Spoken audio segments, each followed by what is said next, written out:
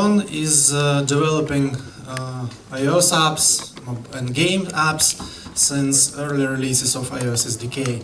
Also, he's a big fan of Swift and an author of many open source projects. John, тяжело перейти на русский, извините. У Джона большой опыт в разработке с ранних релизов iOS SDK. Он большой поклонник Swift и автор многих open-source проектов. Well, John with us. All right, hello everyone. All right, thanks for coming. So my name is John, like Sergey said, and I'm an iOS developer at Spotify. And I'm super happy to be back here in Ukraine and to be here in Dnipro to talk to you about how we build component-driven UIs at Spotify, which is a topic that I'm very passionate about.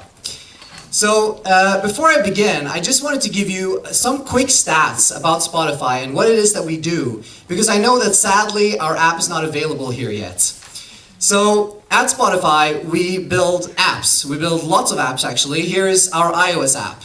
And our app is a music streaming service. It's an app that enables all of our users to listen to music over the internet. And they can also download music to listen offline. And the core kind of value of the app is that you can get access to an entire catalog of music instead of having to download or buy individual tracks. Now, we build an app for iOS, but we also build apps for Android, we build apps for desktop, even PlayStation, cars, speakers, all kinds of things to enable our users to access the service. And we've been growing a lot since we launched 10 years ago, over many countries and added a lot of users. In fact, right now, we have over 100 million users that use our app, and those are active users as well.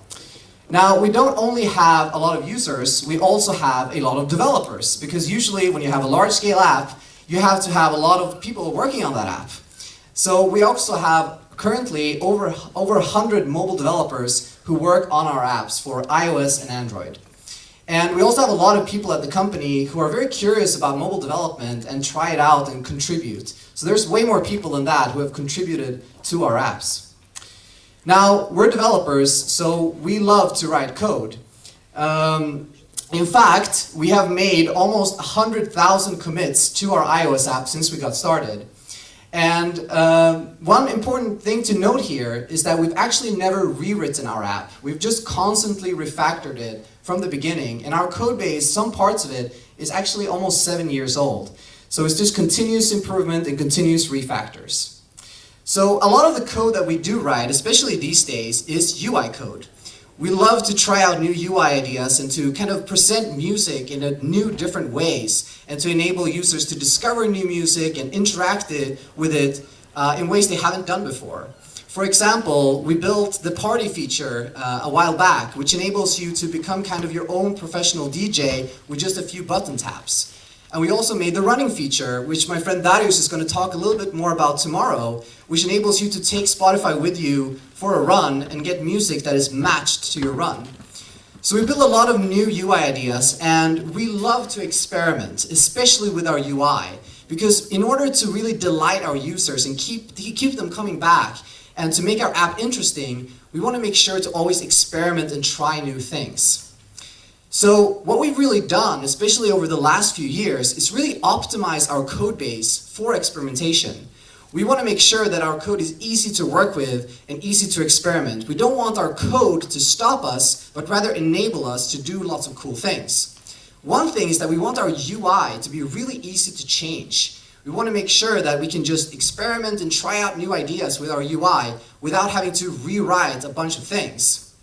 Because of that, we need our code to be really dynamic, and we can't make a lot of assumptions or hard code dependencies in our app because we want to be able to change those things over and over again. We don't want to paint ourselves into a corner. We also want to be able to build new UIs really fast, so not only change existing ones, but to take a brand new idea and build it from scratch very quickly. And finally, we want to launch and learn things very quickly, because we don't want just our code to sit around and wait. We want to get it into the hands of our users. because unless the code is in the hands of our users, it really doesn't do much. We can use it for internal testing or beta testing, but it's when the users get access to the new features, that's when things start to happen. So you can kind of see a trend starting to emerge here. And the trend is that we want to move really, really quickly. We're in a very competitive industry, and we want to make sure that we can move fast, learn fast, and delight our users. So what's the problem here? Why can't we move fast already? Why doesn't kind of the default way of building mobile apps enable us to move as fast as we want to? What do we feel we're slowing us down? Well, I want to give you an example. Let's say we want to build a new UI. Actually, a very simple UI. Let's say we want to build this. It's just a grid of cards. And here I'm using an example from our app, which is playlists, but this could really be anything. It could be messages or photos, whatever your app is about. So we want to take these cards and we want to form them into a grid with some kind of model. But the cool thing here is we can make the assumption that someone has already built the card for us. We don't actually have to implement the actual UI, the actual pixels, because someone has already been so nice to us and done that for us. We also have some really nice friends who are really good at server development who have also coded the backend for us. So we already have an endpoint ready for us that we can call to get these playlists. And the only thing we need to do is to take this card, take the data we'll get from our backend, and put them together to form a new feature for our users. That sounds simple, right? That's something we could do in a day or even in a few hours. Well, it turns out that if you want to do this the right way, and if you want to do it in kind of a way that is easy to maintain, there's quite few steps that you have to take in order to make it happen. In fact, here are some of the bare minimum steps I would say is required in order to ship this feature to the users. You have to do things like create your view controller, because you can start with a UI view controller subclass if you're working on iOS. Then you have to set up your container view, which in this case would be a collection view. And you have to register your card, like the cell class, with the collection view so it knows which one to use. Once we've set up kind of the little boilerplate and we've implemented collection view data source and collection view delegate, we need to start loading data. And then we enter into this huge new realm where so many things can go wrong. I don't know how many bugs I've encountered in my career that has to do with data loading, but it's a lot. And we have to do things like handle offline. What if the connection is spotty or doesn't work? We have to track our backend request and parse the response. And we have to handle any errors or timeouts that might occur gracefully. Finally, we don't want to keep making the same request over and over again, so we need to implement some form of caching and then data binding. And once all of that is done, we need to make sure that we handle all the selection or highlights that can happen in the view or any other user interactions. And then, once the whole thing is ready, and our view controller is finished, we've tested it, and it works, we need to integrate it with the rest of the app, and then wait until we can ship the next binary release onto the app stores, whether that's Apple's App Store or Google Play. Now, there's quite a few steps here, and we tend to do most of them every single time we want to create a new UI. Or every time we want to tweak some UI, we tend to go back and have to re-implement, like switch from UI collection view to UI table view, which could mean rewriting lots of code. So what we realized quite quickly is that if we keep doing this, if we're always building UIs from scratch, that will keep slowing us down, and it will keep making us inflexible. And this doesn't rhyme very well with being able to experiment all the time and try out new ideas super quickly.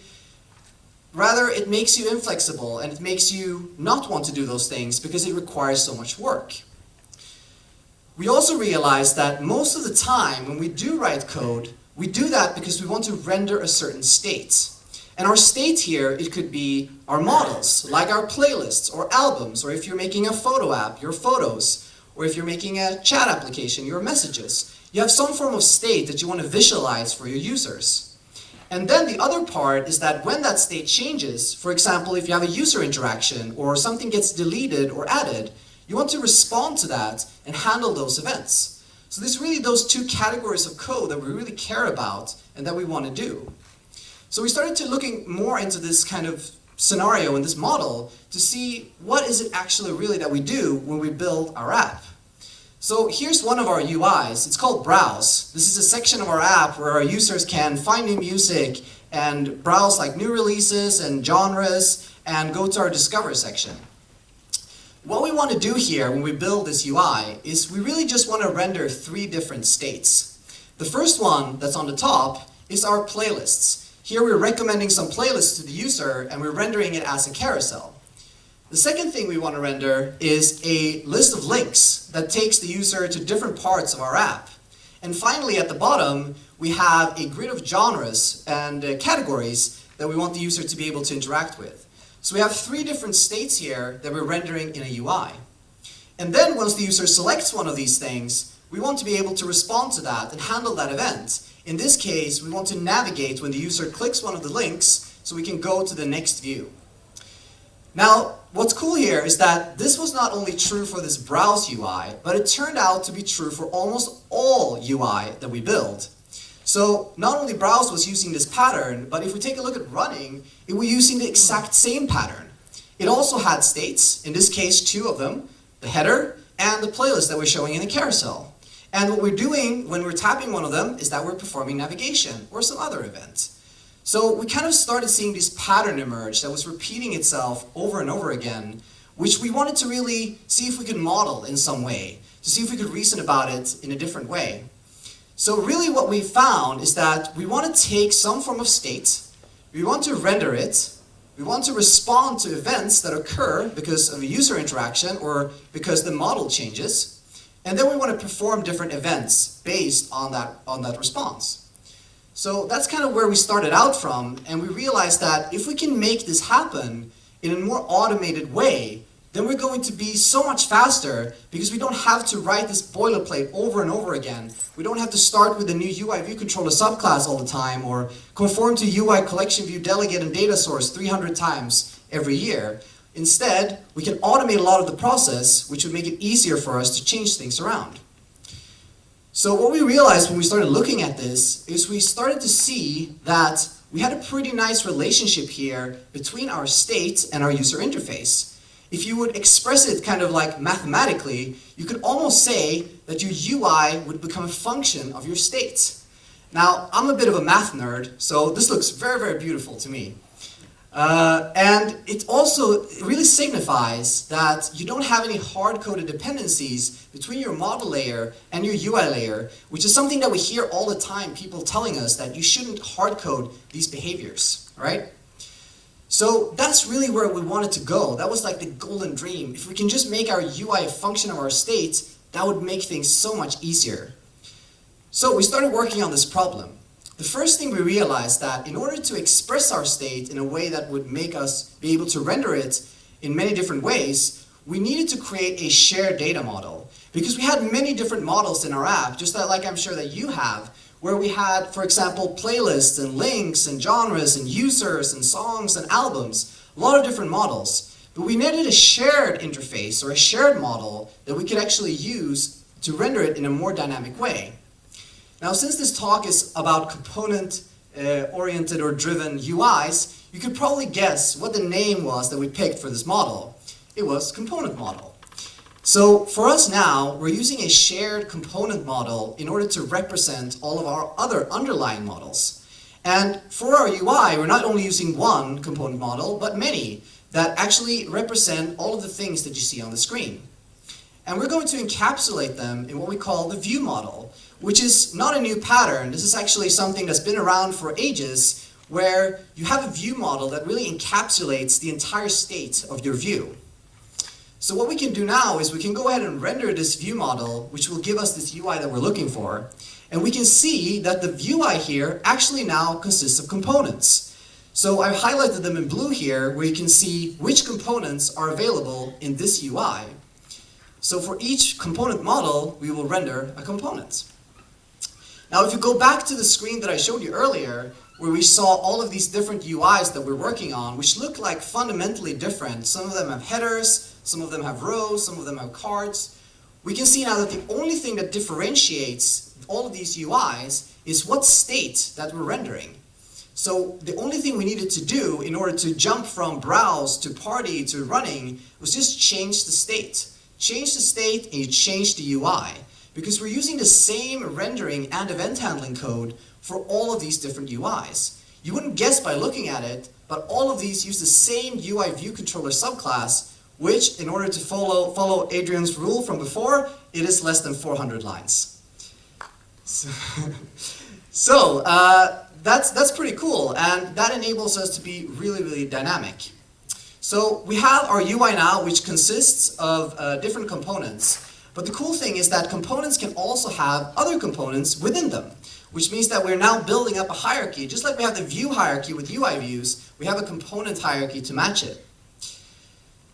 And we're going to implement this using UI collection view. And the reason we chose UI collection view and not, write our own rendering engine using, OpenGL or, create a JavaScript-based API or something like that was because we wanted things to be thin and fast and easy to work with, easy to debug, easy to refactor. So really what we did was we built a UI collection view, which is super, super powerful. If you haven't gone beyond a UI collection view flow layout, I really urge you to try it out because you can build really powerful custom layouts and you get built-in cell reuse and really optimized for great memory and great performance. So I really, really like UI collection view. Now, another thing that we really wanted to do was that we wanted to use a protocol-oriented design, kind of like protocol-oriented programming, because that gives you a lot of great benefits. One of the great benefits is that you can decouple your code very easily. We didn't want the framework or the rendering code to contain definitions of all our components, because that would mean that in order to build a new component, you would need to modify the framework itself. So we did a protocol for a component. And we started out very, very simple, and we draw some inspiration from UI view controller, which is really something that we're used to building all the time, and we wanted things to feel familiar. So our component started out with just a simple property and a method, a view property to hold a view, and a function to load a view, just like we do with UI view controller. And we made it optional here because we wanted to be able to respond to memory warnings and unload any unused views. We also picked UI view here as the type instead of UI collection view cell, because what we're going to do under the hood is wrap this UI view in a collection view cell so that we get built-in reuse of the views and so that we can enable ourselves to build our UI using whatever UI view subclass we want, like UI button, UI image view, or even UI collection view cell or table view cell. The next thing we needed was a way for us to bind our data to our components, and we wanted the components themselves to be in charge of this. We didn't want to create like some generic data binding code that wouldn't fit some different cases. But we wanted to use this shared data model so we could use the same JSON parsing, we could use the same tooling, same data aggregation code, etc., etc. But we made the components themselves responsible for taking that model, and picking and choosing whatever data they want from it, and then put it in their view. Next, we needed to deal with layout. And layout could be quite complex when you have a very dynamic view. It's already quite complex when you don't have a lot of dynamism. So we started out with a new property that we call preferred view size, because again, we wanted the components to be in charge of what size that they want to have. We didn't want to hard code it in the framework that every cell is 50 points wide or 100 points wide. We wanted this also to be very dynamic. So size is one part of the puzzle, but it's not the whole puzzle, because you also need to put all of these views and all these components together to form this UI. If you would just stack them on top of each other, it would look pretty boring. So the next thing we did was that we added a property for margins, so that each component could declare what kind of margins that it wants to have. Now this turned out to be a quite bad decision, and it's something that we actually backtracked on. And the reason was because we realized that layout can be quite complex, and layout also depends a lot on your context. Sometimes you want more margins, sometimes you want less. And you don't want to have the components to be context aware. You want them to be able to be used anywhere in your app without having to know about its surroundings. So we quickly got rid of that because it's not really what we wanted, and we didn't want to paint ourselves into that corner. Instead, we came up with a way to describe layout in a more abstract manner that we call layout traits. Layout traits is a way for a component to declare how it looks and how it behaves in terms of layout instead of defining absolute pixel margins. And we're going to take the preferred view size and the layout traits, and that's what we're going to compute our UI collection view layout based on. And the cool thing is that we can do all of these calculations up front because the size is known and layout traits are known, which makes us be able to build a really snappy and fast UI. I want to dive a little bit deeper on these layout traits because you might be wondering, what does that mean really, and what kind of layout traits do we have? So here is again the UI, and I want to show you which kind of components that we really have here and what layout traits they have. So if you start on the top, we can see that we have a carousel, and it has the layout traits for full width and stackable. Now full width means that we want to stretch the component over the entire width of the view.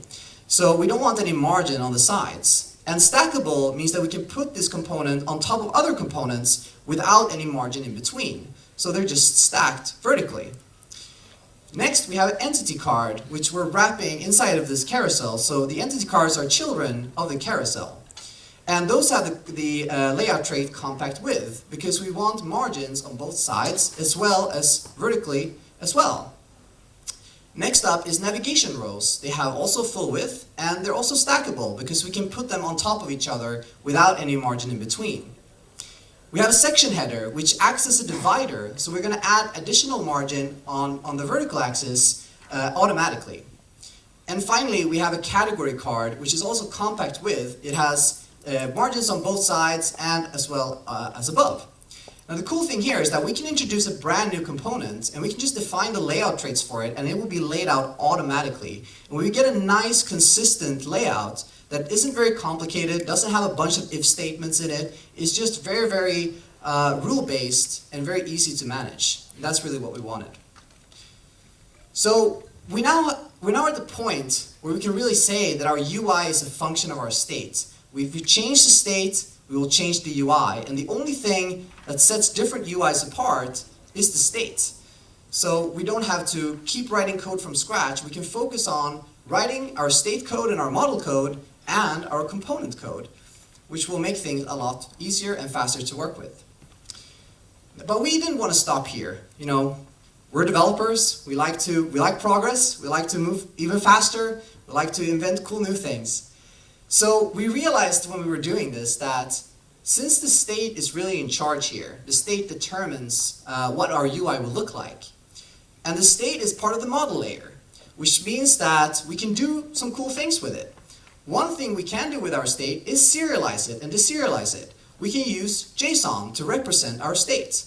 Because just like any other model that you might have in your app, you usually add serialization code to it, or deserialization code, or you might have a library that does that for you.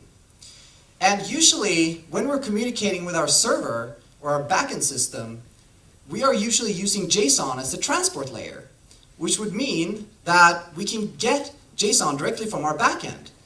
And if you look at this here, this kind of mathematical formula, you can see that we can do some clever substitution here. Or it's not so clever, actually. It's quite simple. We can just go ahead and do this. We can make our UI a function of our backend. Wouldn't that be pretty cool? That would mean that our backend could be completely in charge of what we're rendering, which means that we can push new UI changes directly from our backend system without even touching our code that's in our app. Now this might sound a little bit weird, a little bit strange, so I wanted to give you a quick demo of how this actually works in practice. So I'm going to invite Sergey up here to hold the mic for me while I'm actually doing some little live demo for you.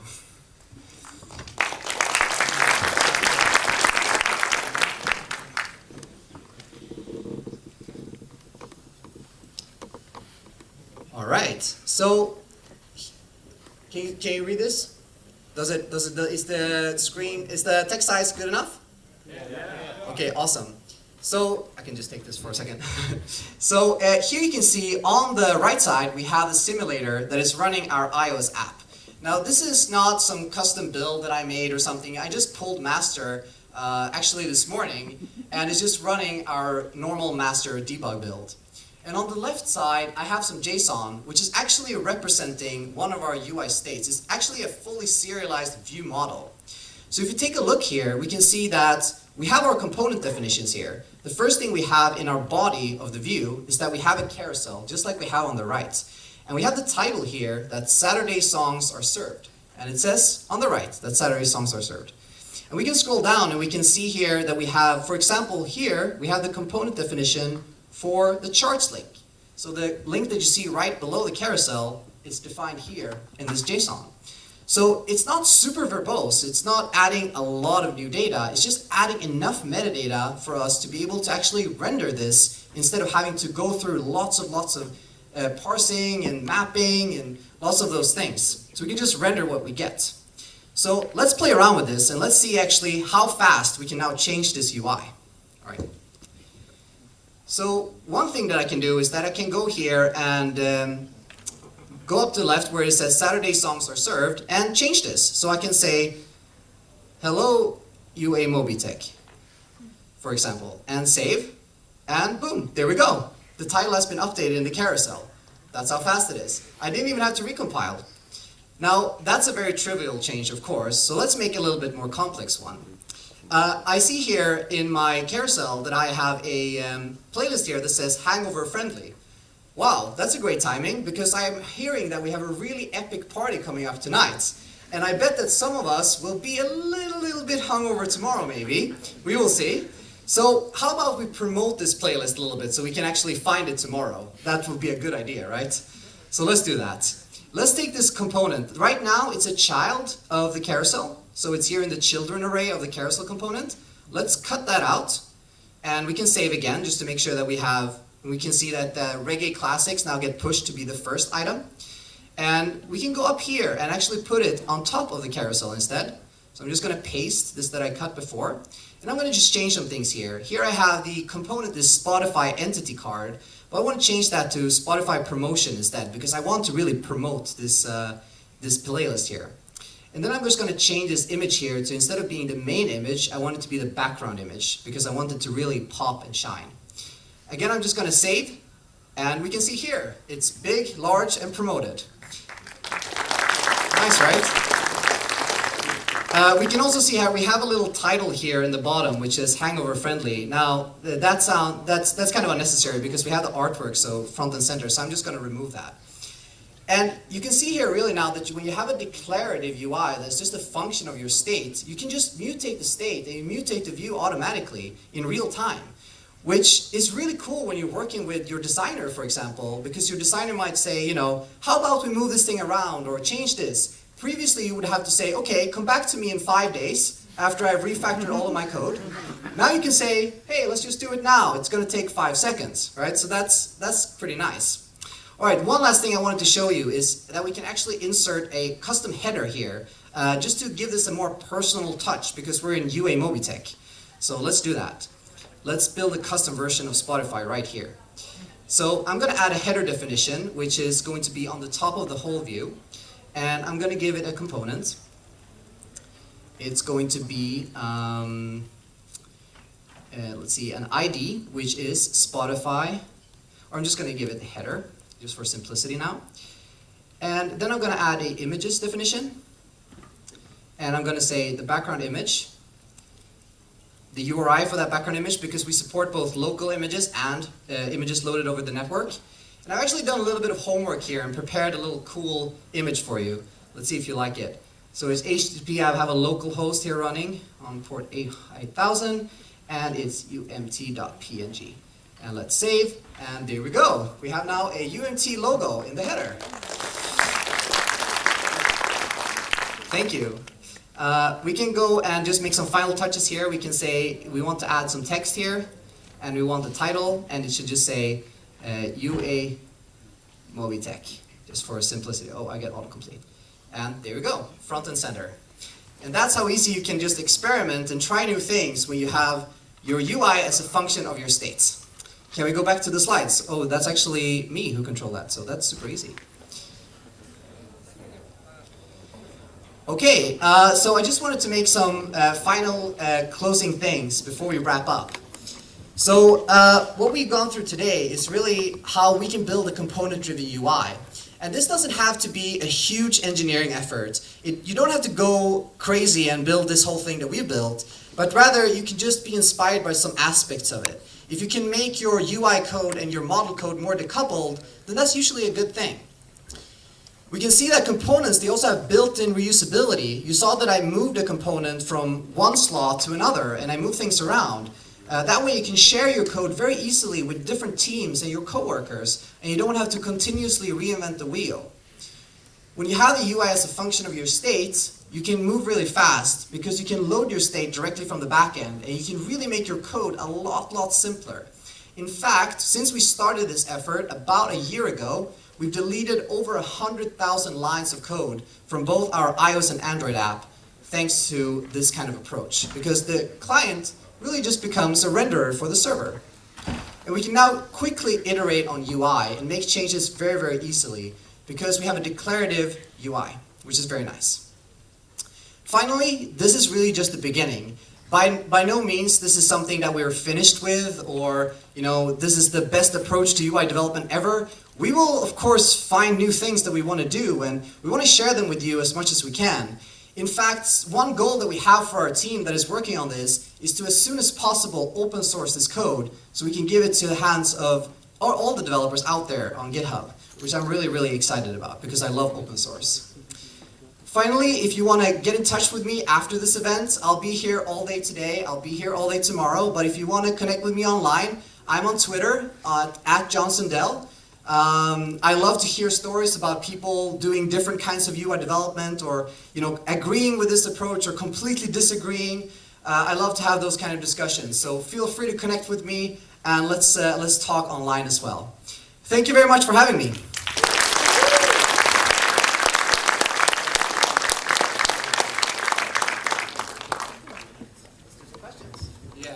Есть вопросы какие-то? Вот здесь, в первом ряду.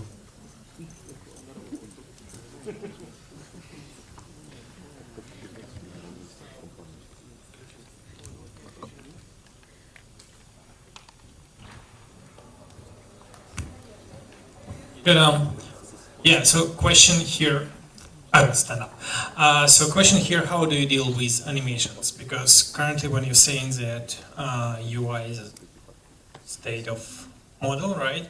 Yeah, functional state. Yeah, functional state, but there are animations, right? And there doesn't correctly actually fit in that formula. So one thing that we're doing is that we're leveraging another great API from UI Collection View, which is that you can transition from one layout to another. Because what we do, the result of each state change is really just a new layout computation. So every time the UI state is mutated, we're recomputing the layout and we're sending it to UI Collection View. And there's a great API where it enables you to transition from one I'm trying not to say state all the time, one layout to another, where we could actually perform those animations, and we can have an animation block where we can do all those custom animations that we want. Another thing that we're adding right now, actually, to this framework that we built is the ability to do build-ins and build-outs. Just like when you're using Keynote, you're adding build-ins and build-outs to your elements, you're going to be able to do that to your components as well. So you're going to be able to say, fade in this, or slide this in, or something like that.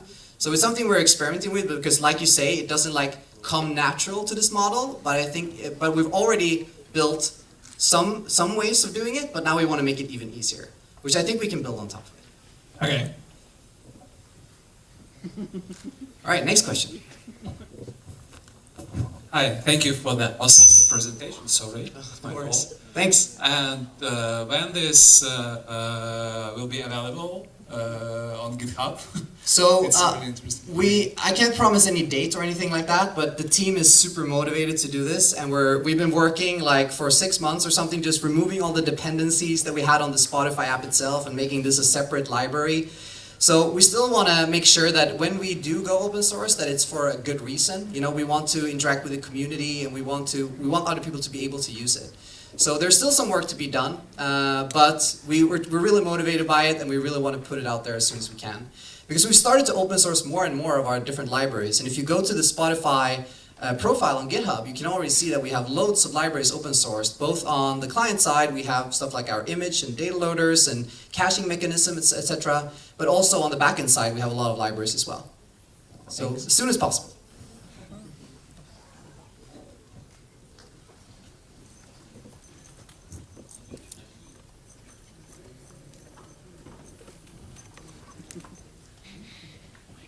Hello, have a question. And what we can do with iPad, for example, it have different transition. For example, on iPad, Badger shows some UI with power transition, not show push transition, how it work with this model. Right. So the UI itself actually works really well with the iPad because you're no longer, you can actually no longer have like a constrained size because we're just using UI collection view, which will automatically lay everything out, right? So we get like really nice scaling and stretching, and we can move things around and stuff like that. So we don't have the problem of, you know, these really like ugly scaled out UIs that you sometimes get on iPad.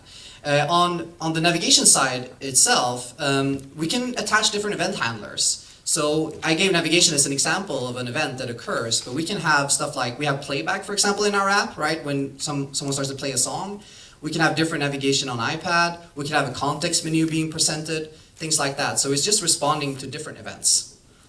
Okay, Yeah. thanks.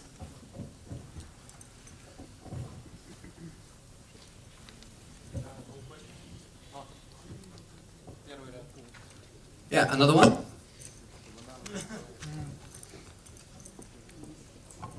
It's my day, I think.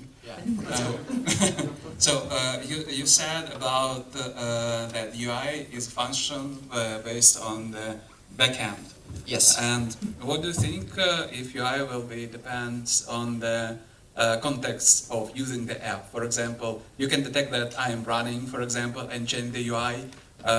You can detect that I am driving the car and change, because the different context, the different UI will be easier to use for me as for a customer. Yeah, absolutely. Have you tested something like this? Yeah, for sure. We already have like lots of partnership with car makers. So we have Spotify in the car where we will adapt the UI to the car, etc. And a lot of those things happen, of course, client side, because like you say, the backend is not really aware where you are, right? And that would be kind of creepy if it did know. So we also have like a really powerful client side API. So we're not having the backend be in charge is great for some use cases, like when you have like really content-driven views where you're loading data from the backend anyway. But if you have something where you need client-side logic, we also have the same API but available in code client-side. So it doesn't mean that we never want to change our binary. Of course we want to do that as well, but when we can not do that, we can ship things a lot faster. And if we're going to make a backend request anyway, why not fill it with enough metadata so that we can just render the state instead of having to go through 15 different hoops before we can do so, right? So the thing that's important to distinguish here is that we're not trying to make our entire client backend driven, but rather where it makes sense. And sometimes it makes sense for the code to be in the client.